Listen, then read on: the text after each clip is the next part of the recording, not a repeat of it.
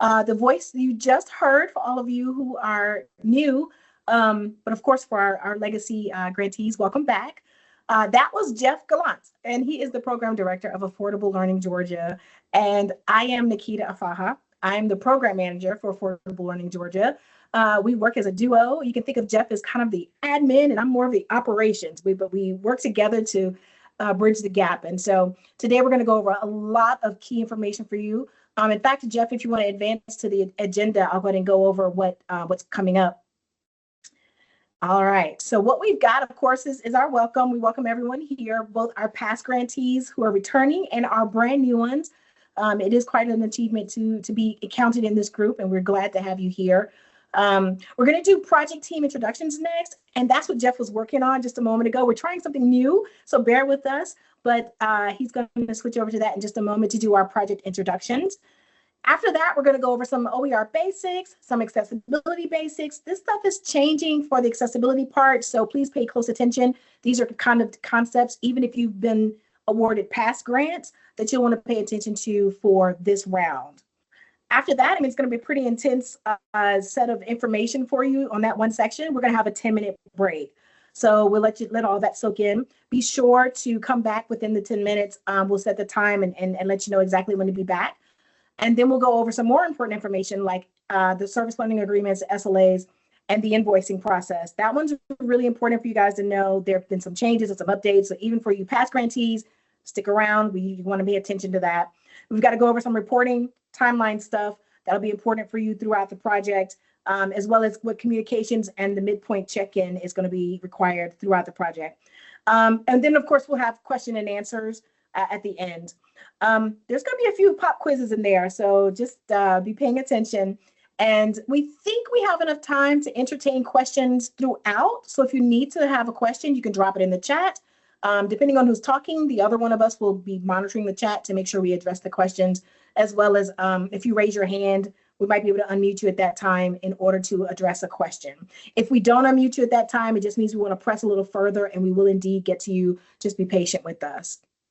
Okay, Jeff, how is your login with our new introductions coming up? Because I think that's next. I think this works. So please do click on the link that I just posted in chat.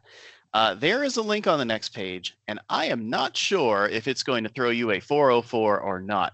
The one that's in chat should work. We're going to do some quick introductions there. The idea is that everybody's going to be able to introduce themselves and talk about their project and their role on the project at the same time. What's great about that is that we have a way for everyone to contribute, not just have the project lead speak for the whole team. And at the same time, we're keeping your time used in a more efficient manner, because a lot of introductions that we used to do in the past, it was team by team by team. We have 32 teams this time around. That would have taken at least an hour, if not more so. And it's awesome to know what other folks are doing, and that's why it's so important to do that. But by having a Padlet where you can introduce yourself individually, and it's a little bit like the asynchronous training, but this is specifically for the kickoff meeting, you'll be able to come back to this and see what everyone else is doing on the record, which is a little bit better than just having it hopefully in your memory somewhere and maybe on the YouTube video after that. So I'm going to switch over to sharing that screen. Be sure to keep this chat open as I start sharing my screen. Because that chat link is what you want to go to in order to share. So I'm going to go over to this Padlet to show off what we've got here. All right, and folks have been typing these out.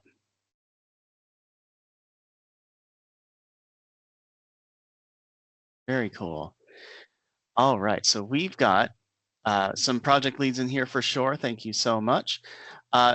Folks that I know very well, such as Dr. Willawaria over in UGA Physics, and folks that are completely new, like Dr. Jody Bryan over at UWG. And Jeff, let me just interrupt real quick, because not a lot of people are familiar with Padlet, including myself. Yep. So I just added a comment, which is going in the long comments list, but there are ways to add other poster sections here that we see that Ginger has figured out, as well as Quather. So if you could maybe just, is there a button you press in order to get your comment on a different section? You can hit the plus button and you can do it that way. You can also just comment right in the original question. My original thought was that everybody would just comment on that question. We have a big long list, but it doesn't really matter. Either way, we've got everybody's in here. Yeah. And you can see that there's a wide range of experience and a huge amount of range on how much people have worked with open resources in the past and free resources and affordable resources. I see Walt Justice just posted. He is one of the champions, a design champion. There are multiple of the ALG champions helping out with some really cool stuff. We've got multiple grantees, grantees that have received multiple grants in the past, like Dr. Young, Dr. Ghosh, Dr. Maggiano, Dr. Frost, some new folks here. The technical communications folks from Kennesaw State are here to address a course that had been one of the first projects that we had ever seen, one that was presented at a KSU unconference a very, very long time ago. And they're coming back and making it even better. That's really neat. We've got Dr. Khan. We've got, oh, yep, welcome. Welcome to the folks at Georgia State that are collaborating with Georgia Southern. That is our multi-institution project for the year. And we also have just a variety of disciplines across the across the grants. And I didn't bring the stats, Jeff, but maybe you have them off the top of your head. The readout for the number of transformation grants that are being represented here today, as well as our continuous improvement and the research grants. I think we had forget how many transfer grants, but I'm seeing some updates across disciplines for some continuous improvement grants. I see that we've got some research and design analysis courses that are going to be updated. There's disciplines being represented here from all across. Physics, I see, as well as chemistry. So we've got a lot of STEM. And I appreciate those who are also sharing their pictures, because again, you'll be able to refer back to this before again.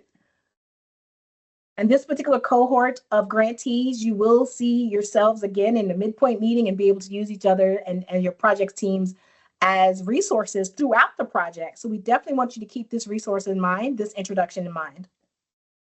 Yeah, so there are 14 transformation grant projects. There are 20 continuous improvement grant projects and a research grant project as part of this round. Folks are even sharing some of the stuff that they have already created for their courses. The OER book for CSCI 1302, shared by Dr. Carter Barnes, is in here. That's really cool.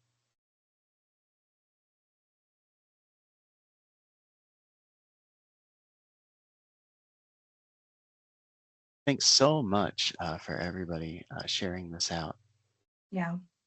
You see me laughing there under the mute. I was just enjoying Ginger's picture there from Georgia Southern with the weekend. Oh, yeah. I appreciate that so much. Yeah, the pictures are very helpful, and we will do that. This, again, is our first time trying to use this as our introduction platform, and I'm really excited because you're able to share a lot of detail that we may not have been able to share verbally if we were all trying to take turns to introduce our projects. Indeed. And we've got representation from across the university system. Jeff, do you happen to see right there in your notes the number of institutions represented this round? So we have 11 institutions out of 16 that applied in this round. That is great. And Trent, Dr. K is there with from Augusta. Love that. Oh, wow. Very cool. And welcome to Dr. Williams Lamar from Albany State there. She's doing a solo transformation project. We will have plenty of resources for you, and there are many others who have also worked on solo projects. So definitely take a look at this intro board to see where you might gather some support as the projects go along. This is good. And I think they're still coming in. We'll give it a few more minutes. Because we definitely want you to have time to kind of review it as well, but we will leave this board open. And so as we're going through, if there are things about your project you want to, note as you're going through the presentation and you're like, oh, wait, I forgot to say that, please do come back to this board and update and add. And of course, in addition to just the project leads, other project team members as well. So you can share these things with us. You see a lot of different approaches in here as well. Folks have taken a really cool approach to video in the past few years, especially ever since the pandemic. I've seen some folks create an entire textbook out of videos, which I thought was super cool. And so, yeah, we can see some step-by-step video walkthroughs in chemistry are going to be made at Georgia Gwinnett. There's an entire web-based book that you can click on right over there as well. A lot of folks are focusing on reducing the cost of course materials. Others are also focusing on student success, on changes in their courses. It's really, really neat. And that was one of the reasons why we used to take quite a bit of the time in the kickoff meetings and past meetings, as past grantees may remember, to have these project introductions, because not only are you able to share your excitement for what's about to happen and the impact you're about to make with the projects, but also to share inspiration and challenges as well. As this cohort is going through, and you can see the kinds of things that other projects are doing that you may be able to think about incorporating in your own, or think about as a continuing improvement grant proposal the next round.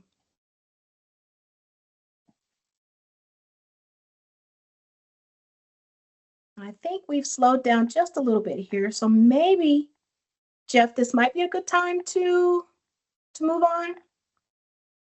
I think so. Keep adding if you would like. If you're still typing, don't worry about it. I can see these 3 dots.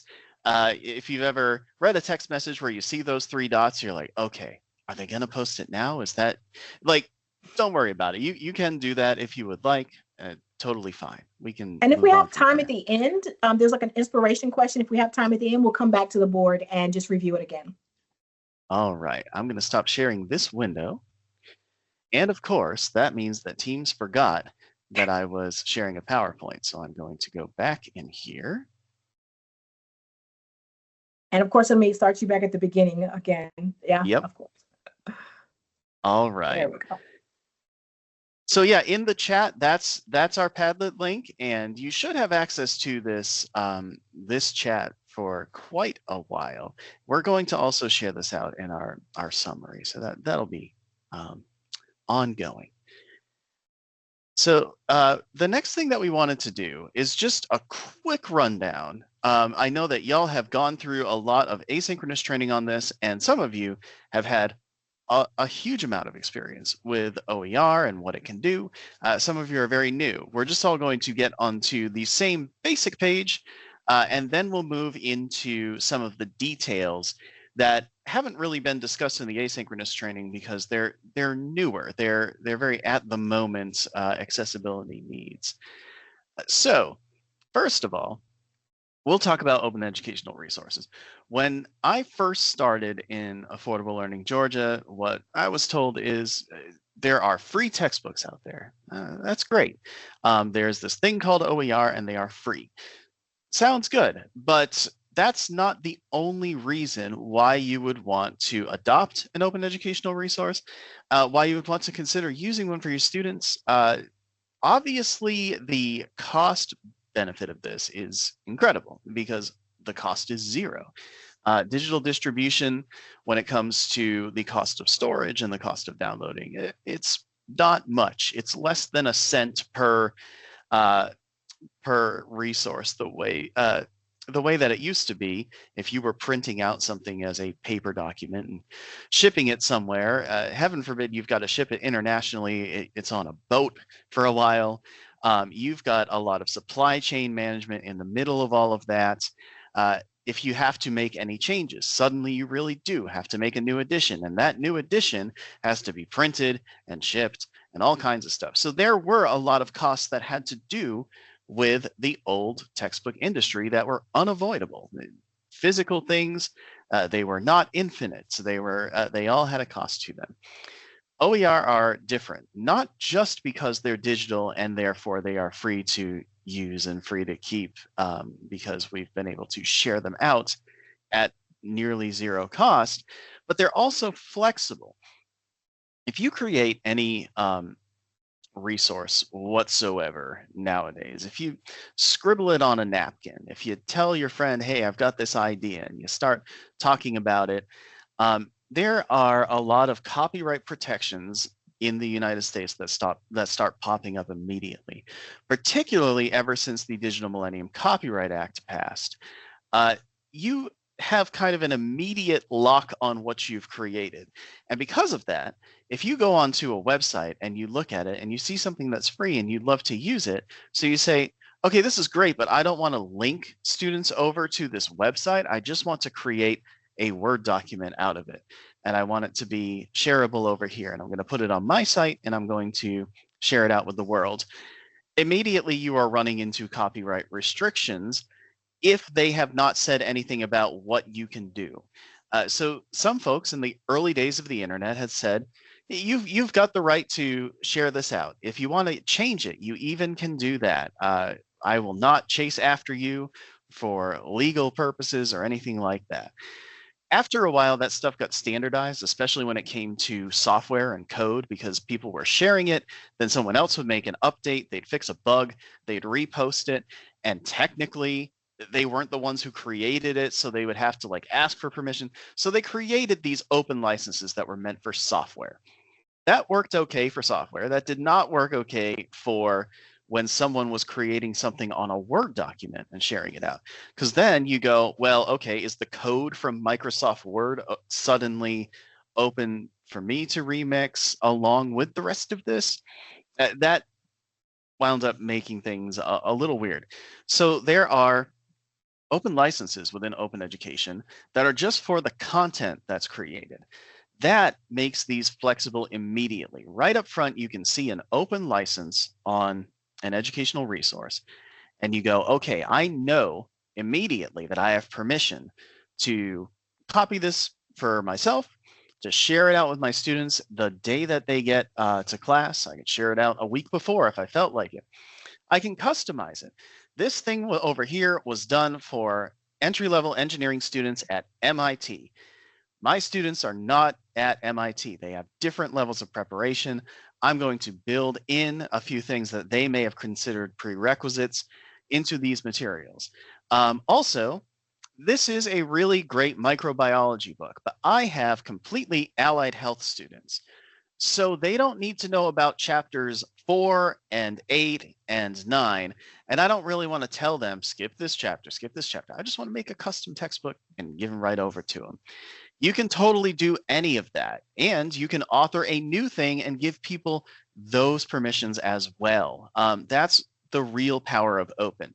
It's not just that things are free to see on a website, to download, and to use. They're also they're also permissible, that you can come and you can change something, you can make it hyper relevant for your students, exactly for what they need, for the career paths that they're on, for the state that they're in.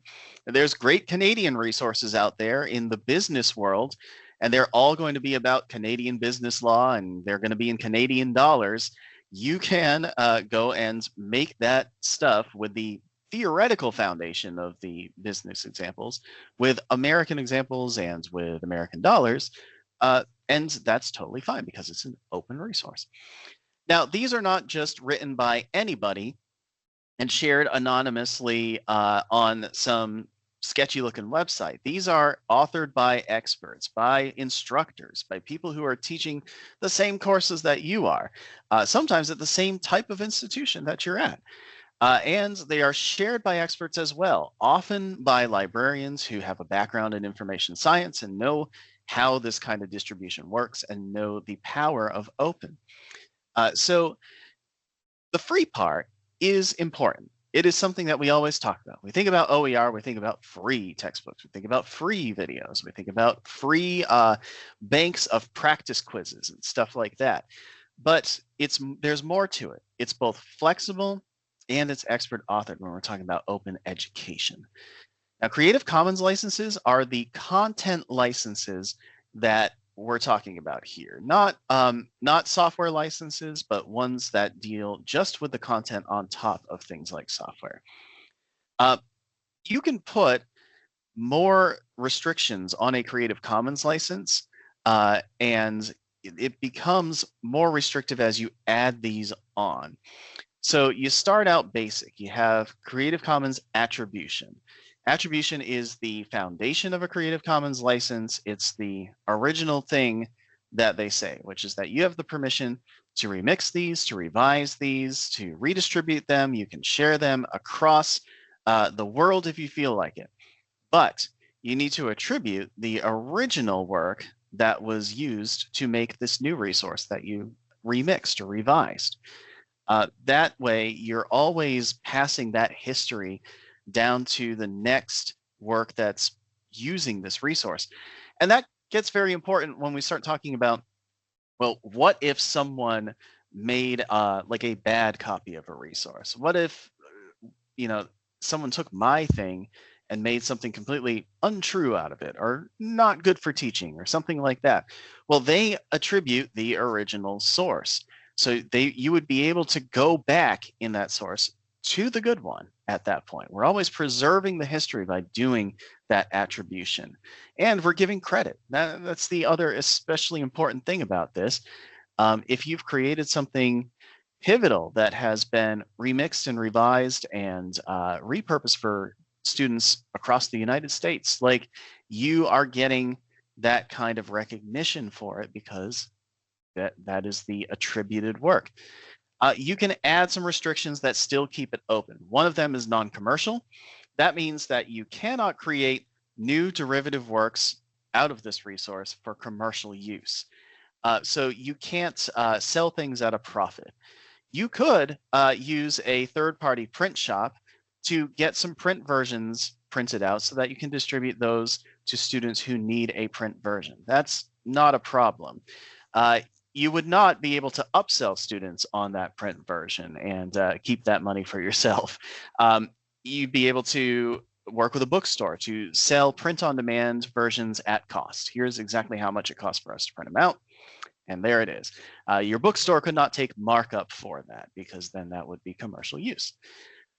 Share alike is a way of passing that responsibility of openness to every subsequent work that down the line, so that you always have to attribute the original work.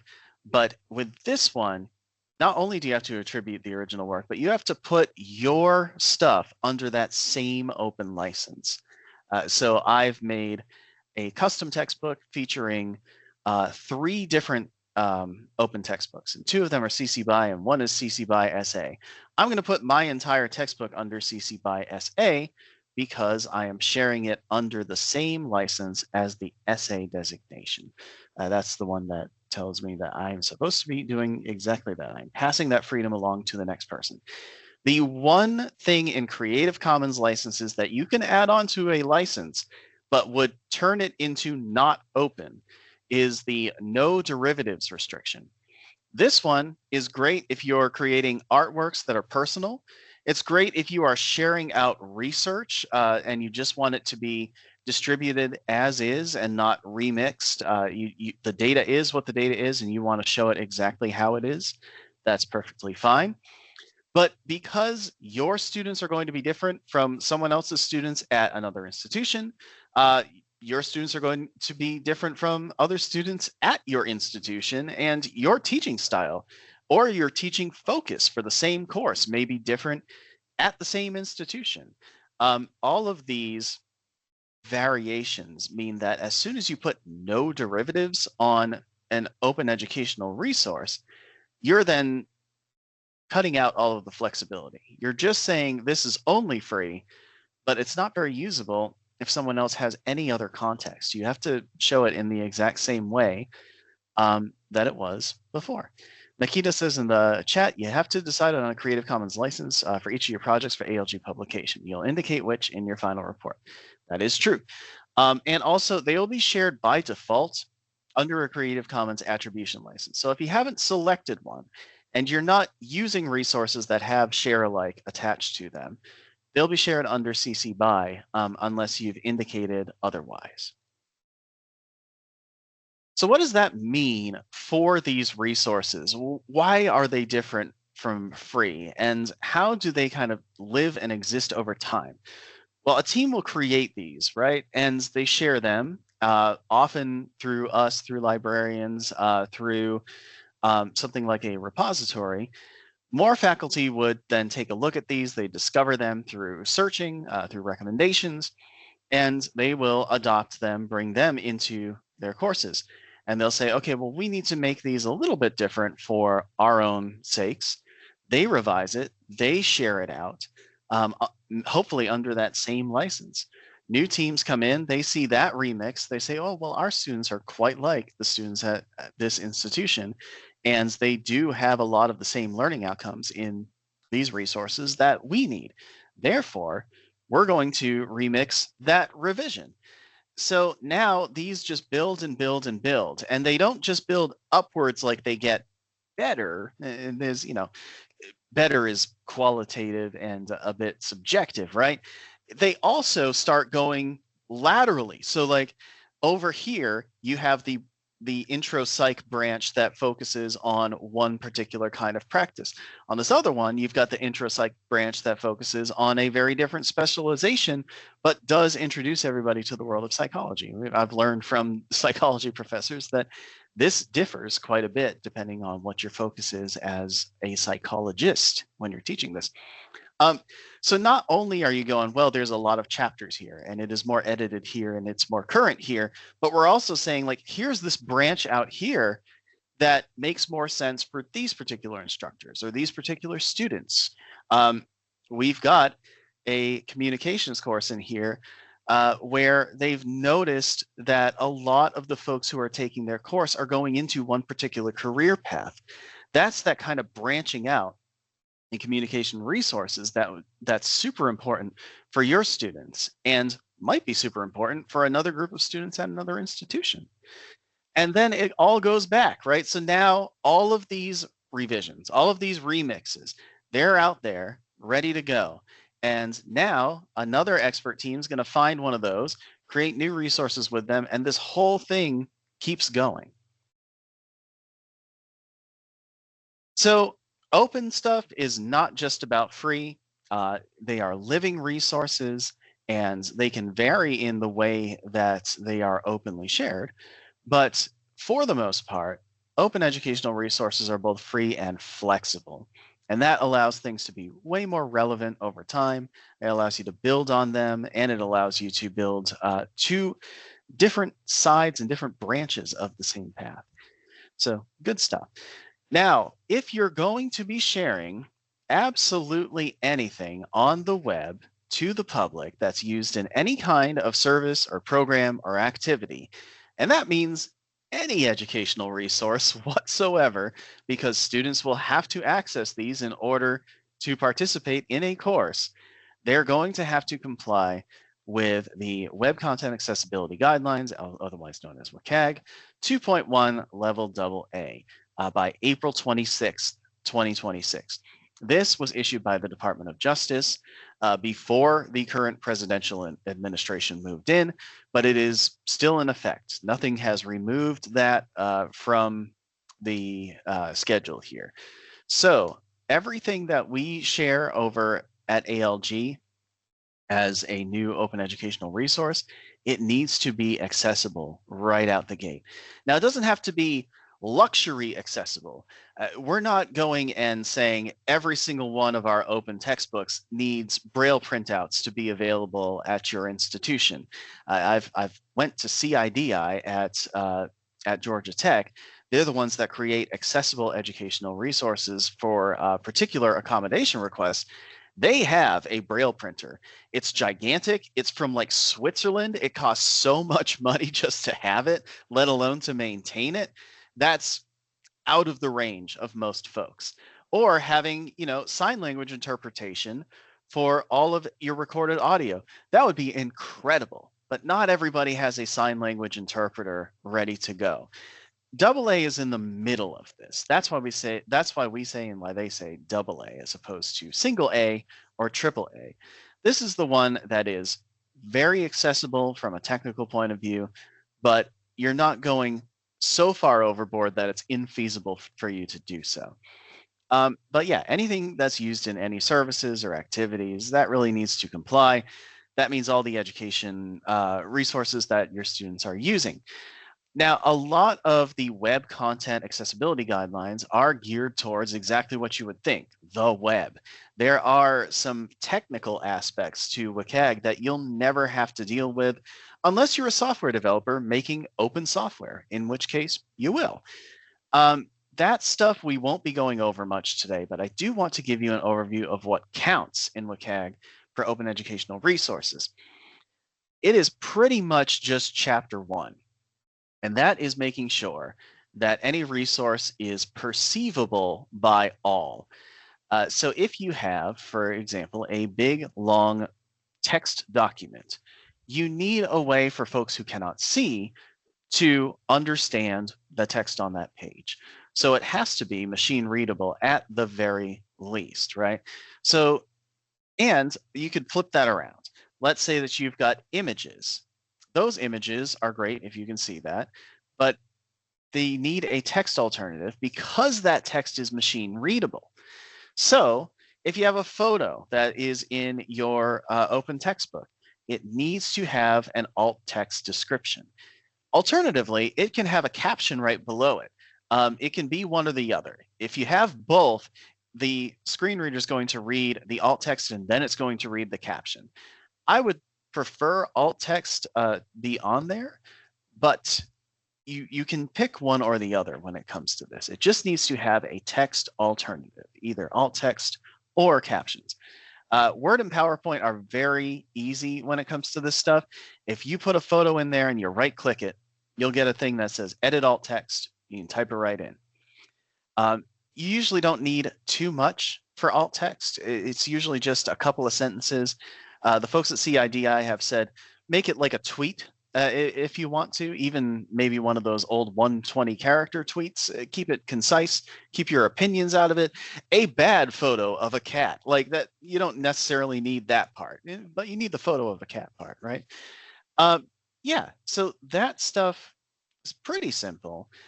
If you have an infographic, that's where it gets a little bit more difficult, right? Because you've got a giant image that's conveying so much information. If you have a text description right under it, you can just put in the infographic, like infographic of, X subject thing, see the next paragraph for description. And then you can describe what's going on in that infographic. You can also type out a lot of alt text for that infographic. Long alt text is not preferred, but for that kind of thing, if that's the way that you're going to get things across in non-text content and text content, then that's the way it's got to be. So yeah, keep that in mind for infographics. They're a little bit different from the rest of alt text world where you just describe what's being shown. Infographics often get across more than just what the image is showing. It has to be adaptable. So adaptable for a screen reader is what we're talking about here. Let's say that you've got a 300-page textbook, and that 300-page textbook has 15 chapters. And those 15 chapters have no way of telling you where those chapters are. So every time that I'm trying to read through a 300-page textbook with a screen reader and they say, start in chapter 12, and read until this point. I don't know where chapter 12 is. I could search for the words chapter 12, but maybe it's just noted with 12. Who knows?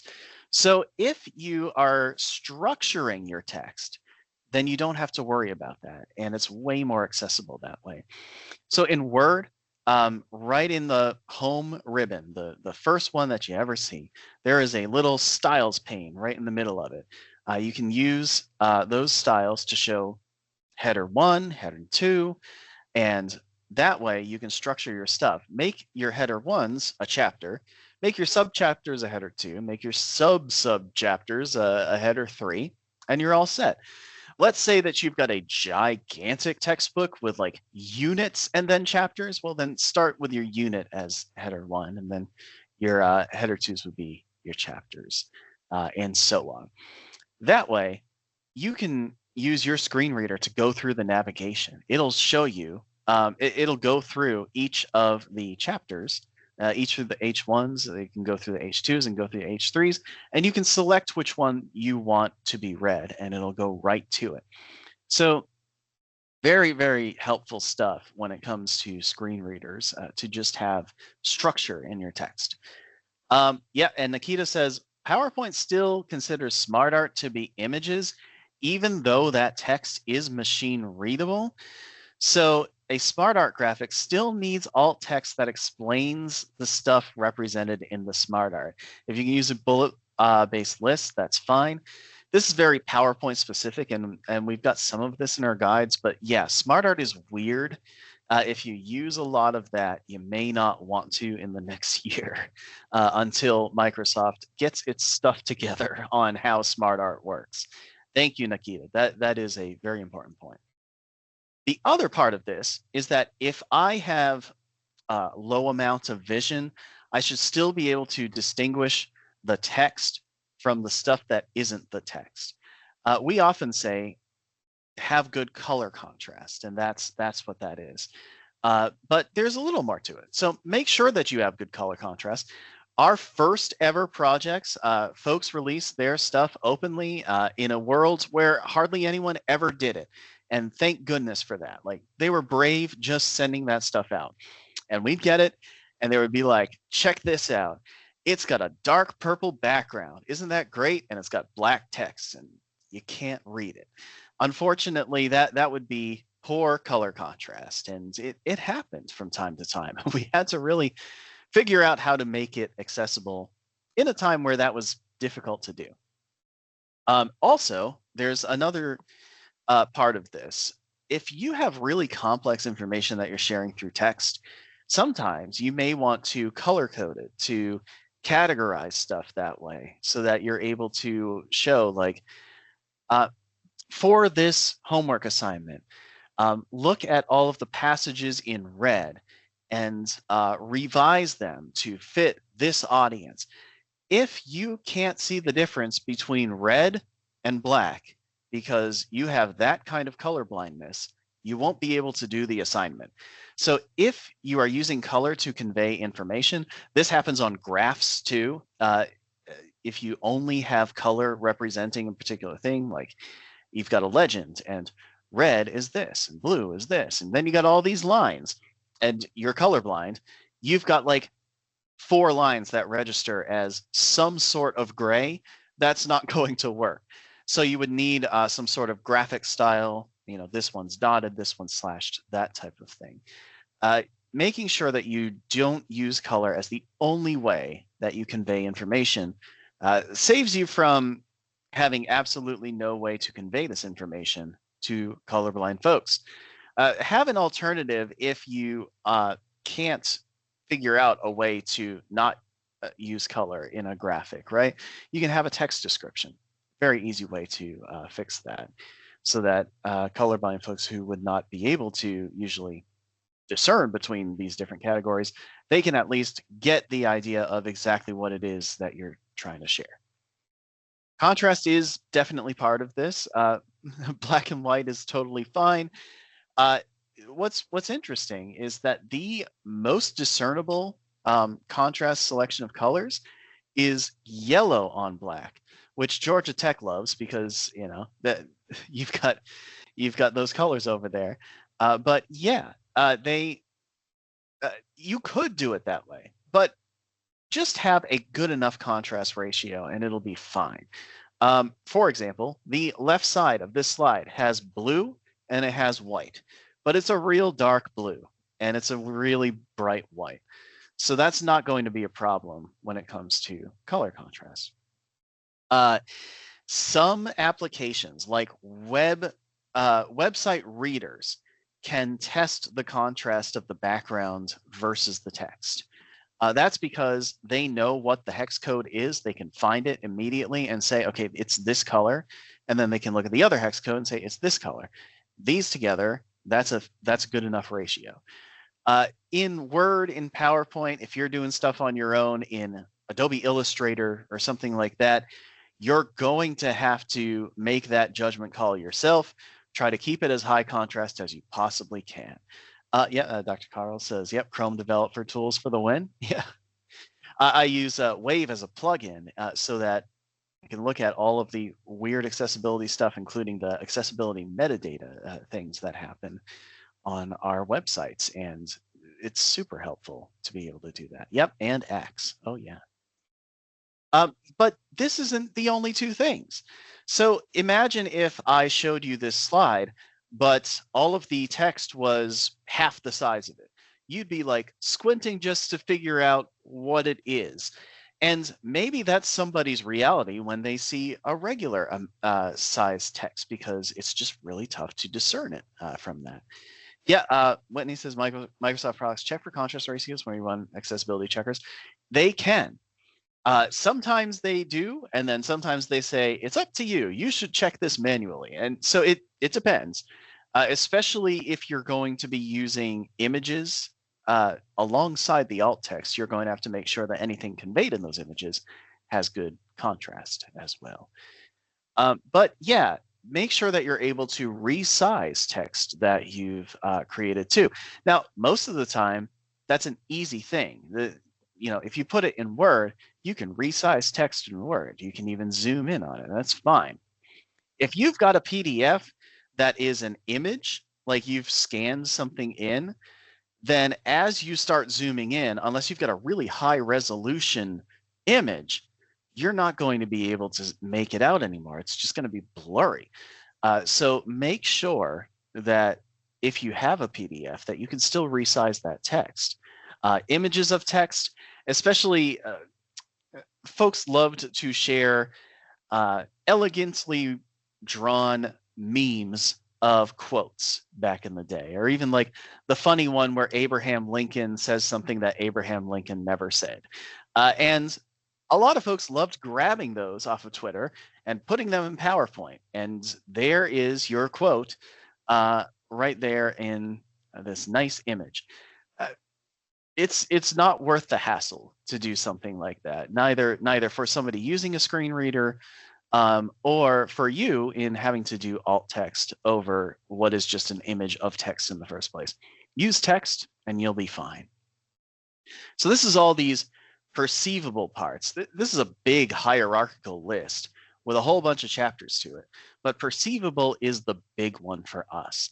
Now for the tech folks, there's a lot more that goes into this in numbers 2, 3, and 4. Operable means things like, okay, if I can't use a mouse, but I can use a keyboard, can I tab over to this bar so that I can enter in my name?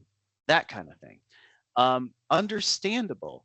So does a machine reader understand what it's reading by going to this website, this document, and looking at it? One of the things in here is that you're often going to be asked what language something is in. Usually, unless you're teaching in foreign languages and you're doing like an immersion thing where it's only in French or Spanish or something like that, it's usually going to be in English. Do not forget to say that it's in English, because a machine reader still needs to know what language something is in, or at least what primarily a language is in. Yeah, Dr. Privatera says the accessibility tools are valuable and helpful, but not sufficient on their own to guarantee full conformance with WCAG. Right, yeah, source Copilot. Yep. Anyone with an accessibility checker that's automatic will tell you that you are responsible for the stuff that you share, and be sure to check it on your own. Yep, for sure. The closer it is to using pure HTML and HTML5 or code in general, the easier it is to check it for accessibility, because a program is looking at a program and saying, this is how this program is accessible. The accessibility checker says, aha, I see. That is what you did. Good. Or they would say, you didn't do this thing. You should do this thing. But if you've got some more subjective types of changes, you've got photography, you've got images of text, that stuff is going to be more of a judgment call. Yeah, it's semi-automated, not automated. So yeah, 2, 3, and 4 are mostly tech, but a couple of things are in there that are good to know. Things like number 4, are they compatible with other devices, with other window sizes, stuff like that? Are they adaptable? Do they have particular UI components that are critical for someone who views things differently, who listens to things differently? 5 is how the requirements work and how complaints are managed and stuff like that. How A differs from AA and how that differs from AAA. It's kind of the committee on committees of these chapters. Not too much to worry about there, but interesting to see if you want to know the legal ins and outs of this stuff and the procedural ins and outs. So these chapters don't usually apply, but if you do develop websites or if you're creating software, this stuff helps a lot. And so do web-based accessibility checkers as well, as folks have taught. Yeah. And Dr. Vyas says, yeah, human intervention it's essential. Yes. So if you want to know more about this, where can you go? Well, if you want to get the whole guidelines, the WCAG 2.1 guidelines are on the W3 Consortium's page. The W3 Consortium's been around for a very long time. They've kind of been dictating these standards of how the web works for extremely long amounts of time. That is listed over there in the WCAG 2.1 ones. They're moving to 2.2. They're going to have 2.3 on the way. The Department of Justice and their rule applies to WCAG 2.1 because they had to pick one, and they had to pick one that existed at the time. So as it moves forward, keep your stuff maximally accessible if at all possible. Look at the later guidelines and see how they differ, but aim for 2.1 for compliance. Yeah, and we have some guides for this. Our guides are made for folks who do not code for a living. They're made for folks who make things in Word and PowerPoint and stuff like that. We have a direct link to them when you go into our Affordable Learning Georgia site, but I'll copy the direct link here for you too. It's under Resources Create. This is our OER accessibility series and rubric. Started by a previous program manager and updated as we go. And yeah, so this covers the basics: how to do something in Word, how to do something in PowerPoint, how to do captioning, how to do transcripts, and stuff to consider when you're making alt text. Any questions about this before we move on to our second half of the kickoff? And while you're thinking of your questions, I have a comment I wanted to share as well. As Jeff went over, I told you the accessibility section was going to be a little intense, and maybe the OER overview, the copyright, the Creative Commons license overview as well. But so because of the new guidelines, all of your final projects will go through an admin accessibility check. And so it's very important that you're paying attention to these things before you submit your final projects and your final reports. Because if we do find issues, we will send them back to you, and it will delay the publication and additional finalizations of the projects. If Jeff, if you have any more comment about that, I wouldn't mind you sharing as well. And then also talk a little bit about the project you did that went backwards to see that we were in compliance, and that kind of took some time as everyone is getting their questions together. Yeah, so we've gone through and reviewed all of the entries in our repository, all of the OER that's been shared out. We did kind of a surveying approach where we'd go through and check at least 2 of the same file types. So if you've got PowerPoint slides, we checked at least 2 of those to see how they're going. Because if we went one by one, we would never finish by the time the deadline came around. You can usually tell what's happening in one go by finding out where folks are writing nice alt text and where there's just none. PowerPoints are the main offender when it comes to this. A lot of folks love throwing pictures on their PowerPoints, and alt text needs to be in all of those, because if you're going to access these as someone who cannot see, you need a way to find out how what was being conveyed visually. So Dr. Vyas says, do we need to take care of accessibility for downloadable resources or printability?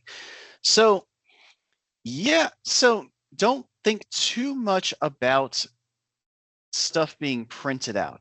If it's accessible on a screen, for the most part, when you print it out, it's going to be accessible as well. If there's a glitch, and we saw this early on in the PDF world, there were some times where you would share a PDF out, and then when you tried to print it, it would be just a big black page. Be careful for that stuff. But I would say keep it digitally accessible first. The printing should follow suit. Yeah. Very good.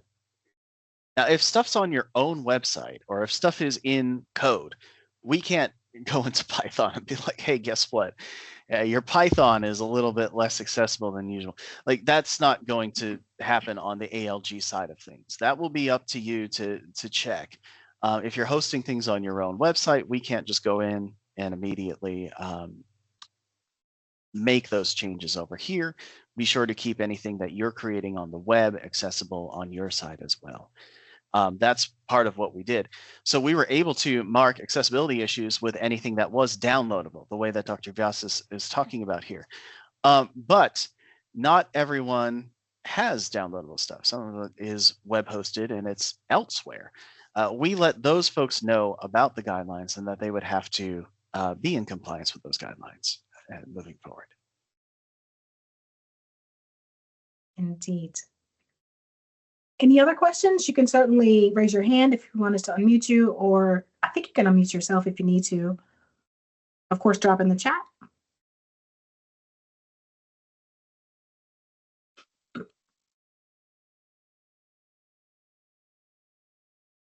All right. So I think we're going to move into our 10-minute break. After that, we are going to talk about some paperwork. So go and get yourself some coffee, some tea, something to wake you up, because paperwork is it's fun. I swear, it's fun. So let's meet.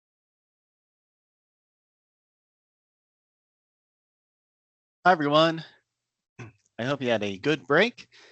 We're going to be talking about our paperwork and then a bit about communications and reporting, with a few little quizzes in between. So first off, let's talk about the SLAs and the invoices. This is the stuff that's going to get the payments started between us and the institution. So when you're the project lead of any project, one of the things that you've got to do is check in with your business or grants office to make sure that your institution's SLA is signed. That SLA used to be per project. Every single project had an agreement, and that agreement meant that we could have like 8 of them sent to one institution if they had 8 projects. Now we have 1 of them at one institution, and all of the projects are listed in the agreement itself, and then in the appendix, every single one of the proposals is used as the statement of work. So yeah, the project hasn't started on paper until that SLA is signed both by the institution and by the USG. The USG also cannot pay any invoices on a project until this whole agreement process has been completed. The business office and legal work together on this. So when the SLA is signed, a requisition is created, which means that the funds for that project have been set aside. And then associated with that is a number called a purchase order number. Even though that's usually used for the purchase of stuff, in this case, it is the purchase of a service or a set of services that are known as a project. That purchase order number is what we need to have in order for an invoice to be paid. Basically, the funds are associated with that number. The invoices will be associated with that number. We'll be taking the funds out, and that's how it all works. So because of that, we need this SLA signed by our institution, and we need it countersigned by the USG. Now, an invoice is not the big grant expense report that you've seen. You've probably seen a big printout that's landscape view. It's got this big table, and it's got every item that's been taken out and the reason for it, and it's part of the accounting software. That's not an invoice. That is something that can show you exactly how funds have been spent, and that's great to have for the record. But an invoice is a document that your institution will use to ask for funds from the USG in order to pay a certain amount. For us, it's going to be 50% of the award. It's 50% at the beginning and 50% at the end when the report is submitted. This is not the same as an expense report, and it's also not one that's from you. It is from the institution. So we need not just one from any part of the institution, but we need it from the institution itself. So if your institution has a research foundation, sometimes the folks in the research foundation might be overseeing all of the grant projects out there, including ones that are internal grants. That's okay, but the invoice can't come from that foundation because that's a different entity in the system. We have an agreement with the institution that this work would get done, not with the research foundation. This only applies at a couple of places, especially places like Georgia Tech that has a research foundation. The invoices still need to come from Georgia Tech and not the foundation itself. So once the SLA is fully executed, the institution should be sending us an invoice for half of the award amount. It should be for half of the award amount for all of the projects. It depends on what the institution wants to do, whether or not they go project by project to give an invoice for each one, or they just do one big invoice for all of them at 50%. We will then receive it here. Especially send it to me and to our Galileo admin, Dina Anderson, who takes care of a lot of the paperwork behind the scenes on invoicing. We will send the invoice in a formal document called a payment request to accounts payable.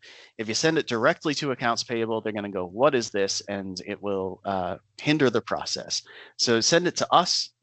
We will do the rest of that work.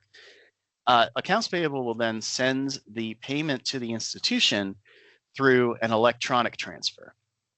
And often what will happen is all of the system office transfers will happen in one big block, and it'll just say University System of Georgia on it. And you have to click on it for the details on all the different invoices that are paid. Sometimes that might hinder the process over on your grants office end of things. Make sure that they've checked out anything that comes from University System of Georgia when it comes to looking for Affordable Learning Georgia funding.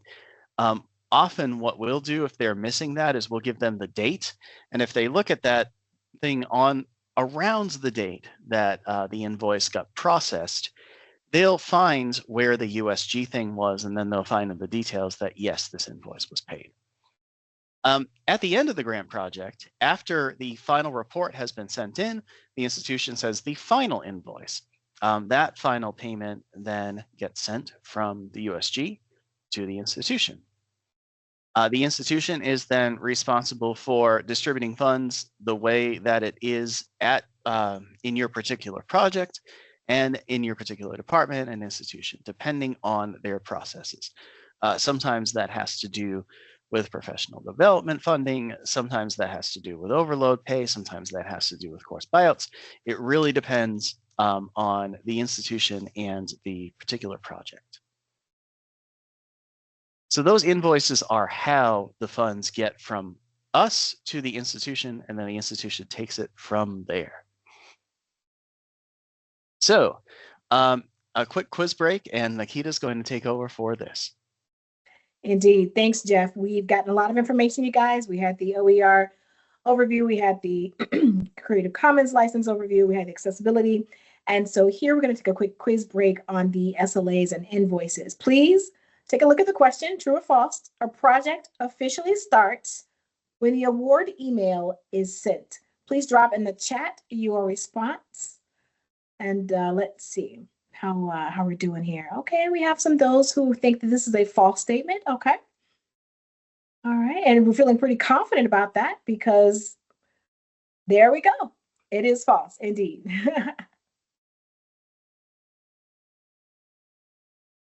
All right. Yep. Thank you, guys. Thank you, everyone. And we're moving on. All right, and let's talk about the second half of the grant projects. Once all of this is completed and you're ready to send in your report in the deadline. So there's a deadline for every one of the 3 big semesters. Some of you have institutions where you've got like 3 summer semesters and a winter session. We don't have to worry about that part. What we're looking at are spring, summer, and fall. Spring is usually has a deadline that is around the middle of May. Summer usually has a deadline that is about the time that fall is going to start gearing up. And then fall has got one that's either right before or right after the holiday break is done. And the reason why we do that is because grading takes place before then and final exams take place right before then. So we want to make sure that you've got some lead time after that stuff happens in order to send in everything that you need to send in. And so that's why it's a little bit after what you would see in the semester. These are always going to be available on the Grantee Information Center page. That is a pivotal page to have in your bookmarks. So especially if you're a project lead, be sure to have the Grantee Information Center saved and ready to go. Right now we've got the deadlines listed by semester. We even have the fall one for reference because we're kind of in that middle of the road period. We'll be removing that one soon enough. And you'll see the spring, the summer, and the fall deadlines right there. Now, these are the deadlines of it, right? Oh, yeah. Question. Fall 2026 says the 18th, not the 20. Yep. Okay. Yep. That was a typo. It is December 18th. That it's supposed to be a little bit before the holiday break, not a little bit in the middle of the holiday break. That would be a tough one to manage, having it on December 28th. Yep, that's right. That is a typo from me. Sorry about that. Yeah, so it is the 18th, and I will give a text alternative to what I just said. Yeah, so on the Grantee Information Center page, it is correct as December 18th, 2026. Good catch. Thank you, Dr. Miller. So these deadlines exist, but how do they actually work? If you have a transformation grant, at the end of each semester, you're going to have to submit a semester status report. That report is done through a Google form. It's pretty simple, asks you some multiple choice questions and some short answer questions. It's mostly just a pulse check to see how you're doing. Have things gone completely off the rails? Have you had to make drastic changes? Are there drastic changes in the estimates for who you're going to affect by this project? All that stuff, whether it's amazing news or bad news or something in between, needs to be mentioned so that in case we need to reach out and help you with something, we can do it before the project's about to end. So be sure to submit your semester status report before the deadline on each semester. Now, this is a Google form. If you are going to leave the country and go to a place where there is a firewall that blocks Google, you'll need to keep that in mind. If you ever do wind up in that situation, send an email over to us. We can find an alternative way to get that done, but we'd much rather you have fill out the form. It's way less of a hassle on your part as well. So yeah, just keep in mind that that is a Google form. It is linked in the Grantee Information Center. You always got the template there so you can read exactly what's going to be asked of you. And we've got the online form itself, which is where you fill it out. And these questions, we've listed all of them here. But yeah, they're the basic stuff. It's all kind of, how's it going? Is there anything else we should know? Any other questions you have? Any changes to personnel? Any changes to your impact? Now, a final report is sent by every team at the deadline for their project. So if you've got a transformation grant project, it's a highly involved thing. You've got a timeline that is, multifaceted. It sometimes includes the approval of things to be implemented in a course in another time. So that's why we have these semester status reports, to make sure that these projects that are going to see an implementation at a particular point are on track. We don't need to do that for everything, though. Continuous improvement grants are individual projects that have to do with getting a particular thing improved or done. It's not going to be a make or break situation for the classroom the way that a transformation grant is, where you're doing this change. And so we're not constantly having you check in every semester on these. So a final report is required, though, for all projects, including your research grants and your continuous improvement grants. These are submitted at the end of the final semester of the project, so by the deadline that is on the Grantee Information Center. And it is one survey, and that survey branches out based on what you answer at first. So there are pathways for transformation grants, continuous improvement grants, and research grants. We ask different things of each one. We have the links in the Grantee Information Center to the Word template that you will need, the Word document. We have the links to the online form there, and we have the templates for all three types. So we've got a final report template for transformation grants, for continuous improvement grants, and for research grants. If you're doing a transformation grant, you need sometimes 5, but mostly you need 3 items. The first one is the Word document. When you're filling out your final report, you are doing it on the Word document first. That way, you've got a solid copy of it. You send it in, we've got a solid copy of it, and we're able to, we can convert it to PDF if we would like. We make it available for download. It's a lot easier than having just the form, just the online form, especially because every so often those forms lose something. As I'm trying to export stuff, it'll say anything over 255 characters will be shortened. Is that okay? And I can say yes, because there's a Word version of this, and I can use the online form stuff for administration purposes, for tracking purposes, and both of them work together. So you'll need to have that Word document first. Any data files that you have that you could share, just zip them all together and share them as just one data compressed file. Any syllabi that you have, and we're talking about course schedules. Like, we have adopted this big open textbook. Well, that's great. How did you use it? In week 1, we did this topic, and we used this resource, and they're linked. That's the kind of thing that we're looking for with a syllabus.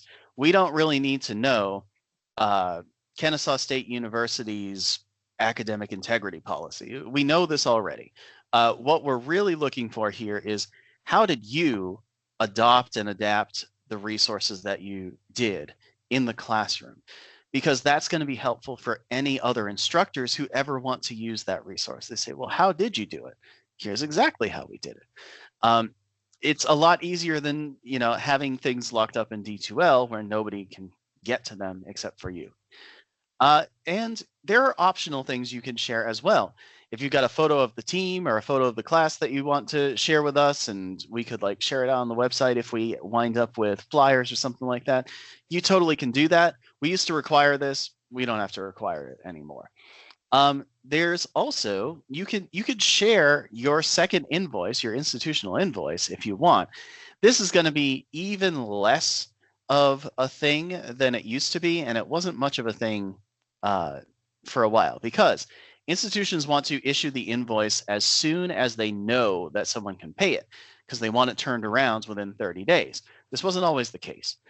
So we have a spot for the invoice if you want to share it there, but it is optional. It is very possible that the institution is going to send the invoice through email later after you've already gotten this done. And that's the transformation grant stuff. Now, you don't need to share a course schedule or a syllabus if you have a continuous improvement grant. You can, that's great, but maybe you have the same course schedule and syllabus and you've just improved the resources that you're using. That's awesome too. We don't necessarily need that. Also, we don't necessarily need outcomes data when it comes to continuous improvement grants. This is a project that went to improve the resources that are in the class, improve the sustainability of a project that's already happened. The quantitative and qualitative measures are not a requirement over there the way they are in transformation. So you don't have to share that. What you really need is the Word document final report to show how it went and what was created, and then all the materials that you're using. You can link to those materials in the final report if it's web hosted. You can email me about where the materials are if you've got like a Dropbox thing that needs to be transferred over, and then we'll share them out. But you can also just share them locally. If you have less than 10 megabytes for a file, you can share that using the online form. With email, it's about 30 megabytes. So, file size limits are weird. But if neither of those apply, then just use a storage place like Google Sites or Dropbox or something like that. Yeah. And so the method for how you share these with us doesn't matter so much. We're going to be the ones that wind up hosting them in our repository, in OpenALG and ALG Commons. So that'll be fine. We'll be the ones doing the hosting part after that. So this is the entire workflow for how the reporting works. For transformation grants, be sure that you have the Grantee Information Center page saved so you can always look at these deadlines. At the end of each semester's deadline, and we're talking fall, spring, and summer, if it's not your final semester, you'll submit a semester status report. If it is your final semester, don't submit a semester status report. Submit your final report. We don't need to check up on how things are going when your project has ended, right? We just need to know how the project went and what are the deliverables, and the final report is what you need to do. You don't have to do both. Dr. Hamash says, will we get a copy of today's presentation? Yes, you will. You'll also get a link to the recording of this presentation. We'll be hosting it on YouTube, so you'll be able to view the whole thing from there too. For CI and for research, at the end of each semester deadline, if it's not your final semester, you don't need to submit a semester status report. If you want to check in with us, absolutely check in with us and send us an email and let us know how things are going. If you got any questions, you don't even have to wait until the end of the semester. If you got a question, retry it out. If it is your final semester, then you submit your final report, which has all of your materials. These deadlines, as I've said a lot, are in the Grantee Information Center page. And it's in the Grantee Information Center page it's in the syllabus. Just be sure to have that ready to go at any point. Now, let's say that you're like, wait a minute, what was my deadline? Well, you've got the service level agreement. We've sent it out to everybody there. Your institution's SLA has your project and it's got your deadline on there. So you'll be able to know exactly where that is just on the SLA itself. So the reporting deadlines, this is just a reminder. This is just another reiteration of it, just to keep it in everybody's brains. May 15th is spring, August 10th, summer, December 18th, not 28th, is fall. The deadlines are always available, again, on the Grantee Information Center. It's in the center. Your deadline's always on the SLA. And please be sure to bookmark that page. All right. Now, almost done. We're just going to talk a little bit about communications here. When you're emailing us about some part of your project, there are folks in this room who have never been on a project before. They're on one project now, and that's great. And when they say, in my project, I'm doing this, and so you have this question that has to do with just your project or your invoice or a payment, or you need to extend the deadline. I don't know. We don't know what that question is going to be. We could maybe do a full search through all of our files to find your name and make sure that we know exactly which project this is. If you're on more than one project and you say, in my project, blah, blah, blah, I won't know what you're talking about. So be sure to include your grant number, and your grant number is the one that we sent you. If you're a CI grant or a research grant, it's the one that we sent you the second time. It turned out that Excel looked at my column and said, oh, these are all numbers. And so when I put an M or an RG on front of it, they said, well, that's not a number, so we're just going to mark it 0. So a lot of you got a thing that said that your grant number is 0, and then I got back and said, no, your grant number is this other one. That's what it is. Your transformation grant number is, or your CI grant number or your research grant number is on the SLA, shows you exactly which one it is. The transformation grant number is going to be 3 digits. So, if your grant number is 762, then that's what it is. CI has an M plus 3 digits. You might think it would have a CI plus 3 digits, but we started these out as mini grants for sustainability. So now that we've called them something different, the M doesn't apply as much as you would think it would, but we've still kept it because we want to make sure that from M001 to today, we're tracking them all the same way. With research grants, because we started these by calling them research grants, it is RG and then 3 digits. So that way, whenever you say what your grant number is, immediately I know which kind of grant this is. If you've got a research grant and it starts with RG, if you've got a CI grant, it starts with M. I know some things about your project immediately just by you including those. Make sure that invoices include these numbers as well, because we need to make sure that we know that your offices are using the same numbers that we are, so that we all know which project we're talking about. Every so often, I will get an invoice for 4-23355-2. And I'm like, I don't know what this is, because it's a number that was assigned in a place like a grants management software at your institution, or a chart field that has to do with your account number. And I don't know what those are. I only know your grant number. So you have a name, not a number, absolutely. But because one name might be on multiple projects, the number helps us find out exactly where it is. And this won't be too apparent to you right now, but as you get like a really detailed question, and you, let's say instead of emailing, you wind up calling and you have this question, I'm going to immediately start searching in the background and trying to find out exactly where your documentation is. Which round is it in?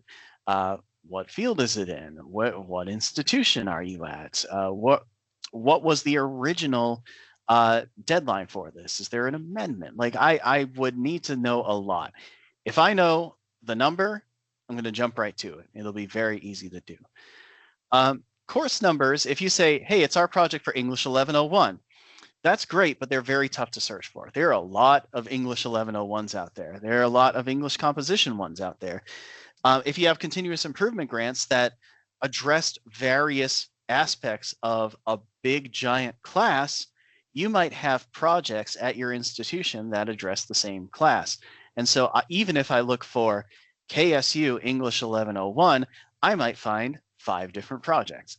So please be sure to reference your grant number, and we'll be able to avoid the multiple projects with one person on them issue, the multiple projects addressing one course number issue, by going right to the source.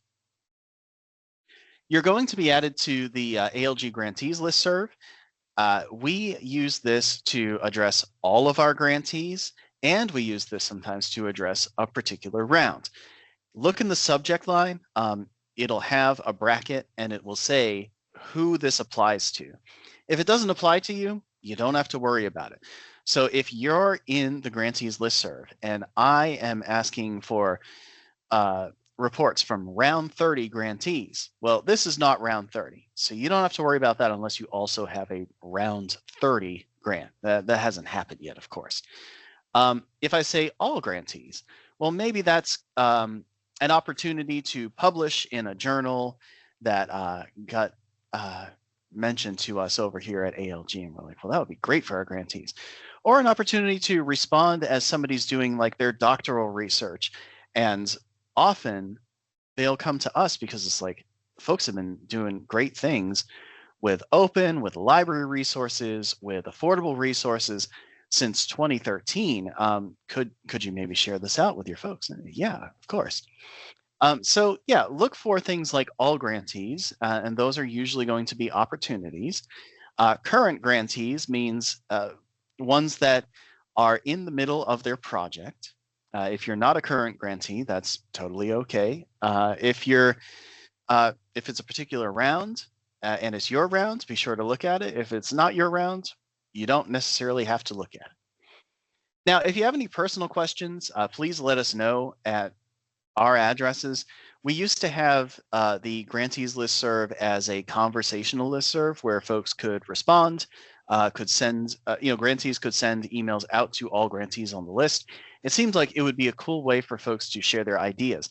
The problem is that everybody who was sending emails were often replying to the listserv when really they wanted to send it to us. And it was, a personnel thing that happened, or a medical emergency or something like that.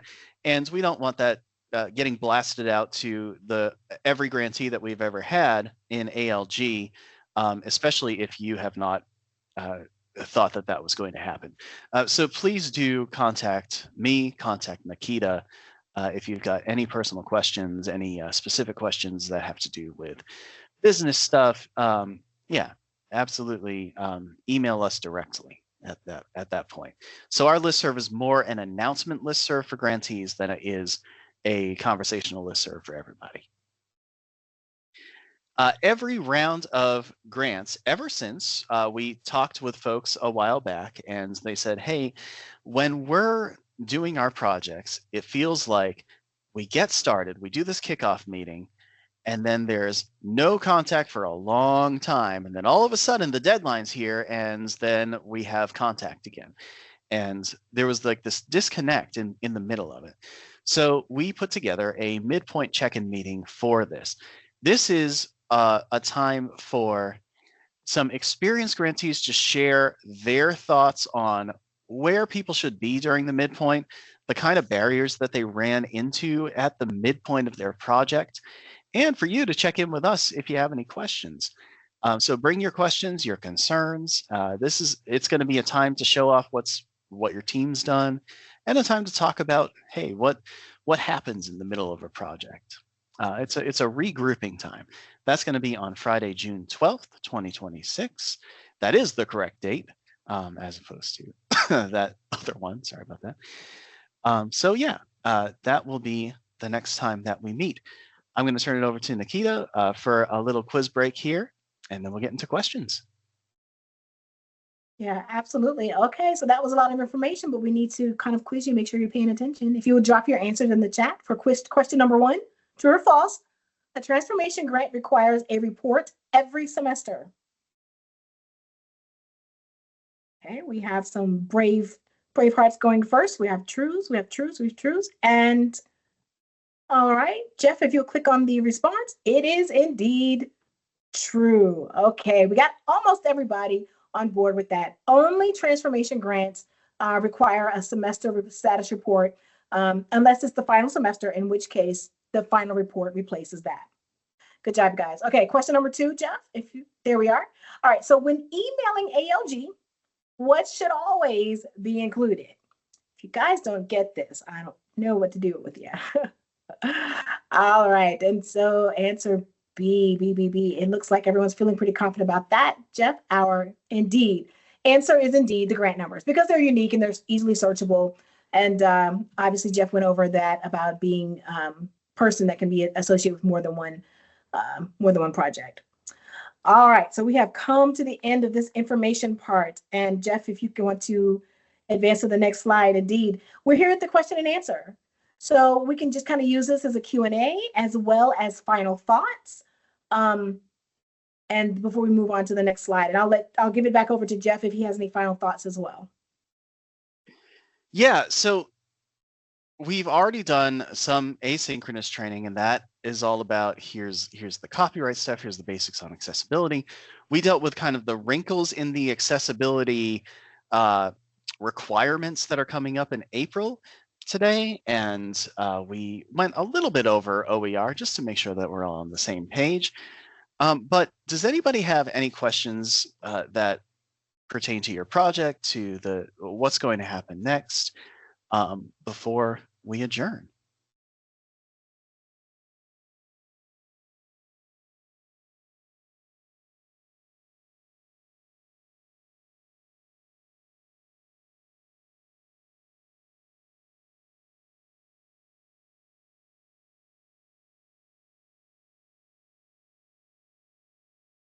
Okay, so Dr. Miller has a really good question.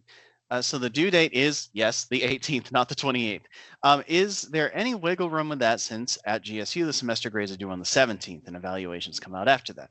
So the SLAs have a built-in 31-day delay from the deadline if you need it. So if you can't get your report to us by that deadline, send us an email. We'll know from there that you need that delay, and that'll be fine. If it's past 31 days, at that point, you're going to need to extend your project to another semester. We don't do deadlines in the middle of semesters. That would get extremely messy when it comes to managing projects. So let's say that you are due in the fall and you are unable to get anything done within a month of the deadline. At that point, we would move it to spring of the next semester at the very least, if that's what you need. Because we are now changing the deadline of a project, that means we are changing the service level agreement, which means that an amendment needs to be signed by your institution, and then it needs to be signed by the USG, just like with the original service level agreement. You think about it as like the original signers need to take a look at this, and they need to okay that change because it is a change in the deadline. So yeah, at that point we would need to do the amendment process for that. So yeah, there is a 31-day delay. There's some wiggle room in there that we built into it, because if we were way too rigid on a service level agreement, then we wind up with a million of these amendment processes just for a week delay, something like that. And that wouldn't work for anybody. So yeah, there's a 31-day wiggle room in there. Dr. Arnett says, we've had a membership change already. Yep, turnover certainly happens. The best way to update us, the next semester status report. Okay, so you have, if you have a transformation grant and you have a personnel change, put that in the next semester status report, because there is a place for it, and then we know exactly what happened. If you don't, you can let us know through email if you would like. That's totally fine. In the final report, include your new team members and mark that you've had a personnel change, and that should be fine as well. When it comes to the processes, that's going to depend more on the institution. We know that a particular team signed up to get a certain amount of work done. The personnel change and where funds would be routed and stuff like that, that has to do with the institution, not necessarily with the service level agreement itself. So yeah, be sure to contact your grants and business office as soon as a change like that happens to make sure that everything's clear over there.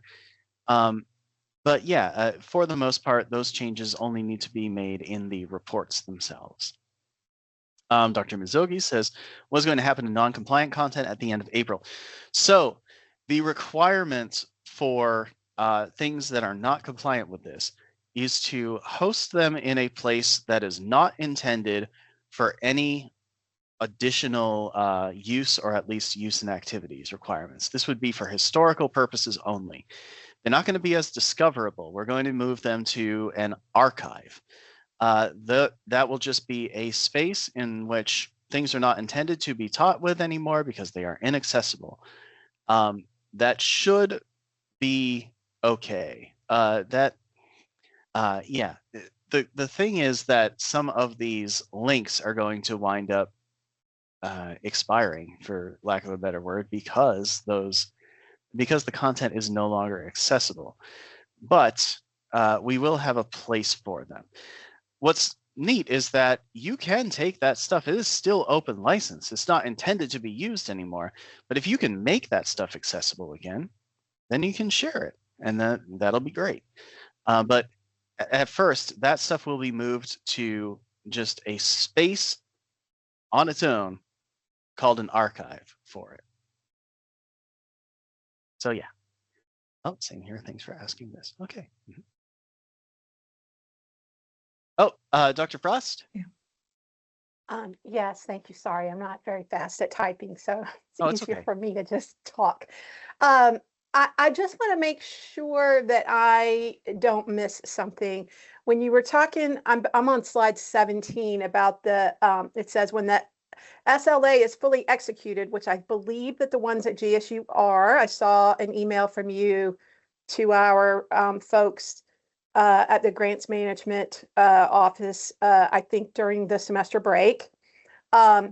It says, have the initial invoice for half the award amount sent. So is that some action that I need to take as a project lead? So you'll need to reach out to the folks who give out invoices to check to make sure that they have done so. I don't know who that is, but I'll find out. GSU, I think, already asked me a question of, should we give one big invoice or should we give individual invoices? Let me make sure. Yeah, no, we have not received invoices yet for these. But yeah, that'll be dependent on the institution. Some of them will do invoices per project. Some of them will say, hey, here's this invoice for all of it. Okay, so I should check with people in grants management just to make sure. I mean, I certainly don't want for myself and my team to not receive funding because I don't initiate some move that I need to. I just wanted to clarify that. So thank you very much. So stay in contact with those folks. They, just like me, have an inbox that is moving very fast, and they have a lot of projects, and they don't have a lot of good ways to track it in a shared environment. I really wish that all of the system office folks and the institutions had one contract management system that had, invoices being sent from here to here. Here's one that hasn't been sent. We can just go check on that. And it's not. It's Outlook and duct tape and popsicle sticks. So because of that, things need to be at the top of mind sometimes. So check in with the folks who send invoices to see if they've done so. If they haven't, they should check in on whether or not they need to send something. And if because not only are we going to Barcelona, Spain, we're going to France, Italy, and Okay, sorry, I'm muting all ambient noise. That's how it goes. So yeah, what was I talking about again? Yeah. So, Check in with the people who send the invoice. Yeah, yes, yeah. check in with your grants and business office. It'll be at the top of their mind at that point, and they can always reach out to me with questions. And as a matter of fact, Dr. Frost, I'll mention this as well as a reiteration for everyone. While Jeff takes a look at, there's a question, Jeff, in the chat that you may have to do a quick little look on. So I'll say this reiteration while you're doing that. But in regards to the invoicing, the SLAs, and all of these kind of behind the scenes paperwork type processes, as it turns out, the agreement is between the USG and the institution, right? So that's why when it comes to, like, say, for instance, a personnel change, we don't need an amendment for that. But because it's not between the agreement is not between individuals. But when it comes to these processes, we do need to take a team approach. So all project leads that are here, we need your help to help manage these processes. So double checking behind, or not double checking behind, but encouraging and checking up on your grants and business offices, keeping them informed on changes to your project. Don't rely on the fact that the USG and your institution are making a direct connection, but sharing changes in personnel, amendment dates, things like that, just keeping everybody in the loop. Project leads, please keep that on your list as some backup work to do to help support our processes while we're trying to get all of the moving pieces together. Dr. Kays, you have a question? Yeah. So I just have a question about like submitting things, for example, like I'm on another doing another ALG project. Woo, excuse me. ALG project. And I am just wondering about, for example, when is an appropriate time to request like the project lead or the members' sort of stipends or salaries? And the reason I'm asking is because I requested one on my other LIG project at the beginning of November, and it still hasn't happened. So through our grants office. So I just wanted to know, is it better to request like as soon as we can request, or is it better to wait, or what would be your suggestion? So there's not that much that's universal when it comes to this stuff. Every institution has a super different way of doing things. For example, at Georgia Gwinnett College, the folks who manage the business processes are ALG champions. Like they are the ones that are getting the word out about open educational resources, along with faculty and librarians and instructional designers on campus. They're so integrated into these projects that it's hardly a question whether or not you'd have to like manage upward on them or anything like that. Like they're on top of it. Some other institutions, they manage every external grant. They've got NSF grants, they got FIPSI grants, and then they've got, it's like, what are these USG agreements on the side over here? The best thing you can do is check in with them and check in with them again. What I tend to do over here is I put something in my calendar for when I'm going to do a second email to check in with folks. Err on the side of being a pest as opposed to being aloof about it, because like I said, we don't have a lot of like cross-institutional, cross-organizational tracking methods. And so unless something's at the top of mind in a grants office, sometimes that stuff just doesn't get done. Augusta is an interesting one because their legal department, they get very heavily involved in our agreements, which is great in some ways, because what they'll do is they'll send their changes and then we'll route them over to legal to see if those changes are okay. And then we take a look at it and we're like, this makes more sense than what we have. So we should put this in our template. That's great. And that can be very helpful. But because they get so heavily involved, they often reserve that time for a particular time. And sometimes that time can get pushed away.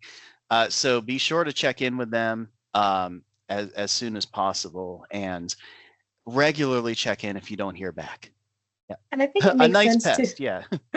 I think it makes sense too to also time it regarding the invoicing process. If you all remember, the invoices are sent twice. So once at the signing of the initial SLA, right, for the first payment, half of the first payment, and then one at the final report. So after your final report has been submitted, that is when the second invoice should be sent out. So project leads also keeping on track of, one, has that SLA been signed? Great. Has the invoice been sent? Great. Then once the invoice is sent, you can now start asking for payment, because you know that the USG is now processing, well, not immediately, but will be processing those payments after that invoice has been received. So if your final report has not been quite submitted, or it's been delayed and there's been no final invoice that's sent, then that would be an opportunity not to ask for the payment. So keeping that in mind, and that's another reason why project leads, they're not specifically responsible for these signatures, do need to be involved in the process. You have to kind of preemptively insert yourself in the process just to make sure to support it being sent through. Yep. All right. I think we can move to our last thing. Let's do that. I think we have time. So I just wanted to kind of interject a little bit of inspiration here. We've talked about a lot, and we've got our introductions board. I think we will drop that link back in the chat. There were some updates to the introductions board I think that you'll find interesting. In the chat, though, if you have a moment, think about a headline you would hope someone would write about your project 1 year from now, or maybe a year after it's been launched. Write a headline you hope someone would write about your project 1 year from now. If anyone can drop that in the chat. From some examples, my new OER toolkit cuts costs for 10,000 students, or something like that, a headline you think that would be impactful for your project. And indeed, for those of you who are able to participate, drop that in the chat. But also we can go ahead and click on the Padlet, because there were some additions to that introduction that you guys might want to take a look at. And so we have one here. We've got, we appreciate that. Thank you guys. Good. We've got some inspiration coming in. Good. Wow, what great work. I wanted to take those courses at KSU. Love that. Indeed. Because really, this grant it's about the impact that we're going to make. And so keeping that in mind and at the forefront will be helpful as you're getting started. Indeed. Students learn about economics and financial literacy while saving money. Love that. Comp-sci students begin to enjoy writing. And computer science, excuse me. Very, very good. All right, well, thank you guys so much for participating in that. And of course, all of these links, the slides, the Padlet, all these things will be shared out with you guys. Jeff, if you want to mention something about that before we do the final wrap up. Yeah, we're going to email this out to everybody. Like we said, we're going to add you to the ALG grantees list, and then we can distribute an email from there. Yeah, and you'll get a link to the complete video of this. Now, this is a long video, and we need to cut out things like breaks, and so this takes a little bit to get done. You won't be getting an email immediately after saying, here's the recording. This will be a little bit, but you'll get a link to the video, you'll get the slides, and now we're able to link to this Padlet as well. And probably like 5 more mentions of the Grantee Information Center page. Indeed. Which if you haven't bookmarked yet, make sure you bookmark. All right. Well, I'm really glad that we were able to talk about so many things today and streamline introductions and still have them count. So I'm glad to hear from all of you. Really looking forward to what happens next with these projects. And if you have any questions, of course, reach out to me, reach out to Nikita, and we'll help you out. I think if you advance to the last slide, our contact might be on there. There it is. There we go. Well, maybe not. At least thank you. Thanks, everyone. Appreciate your time. It's some sort of so the animations are like forever in between, and now they finally showed mine, and now it'll probably show yours. No worries. There it is. All right. Thank you, Thanks, everybody. everyone.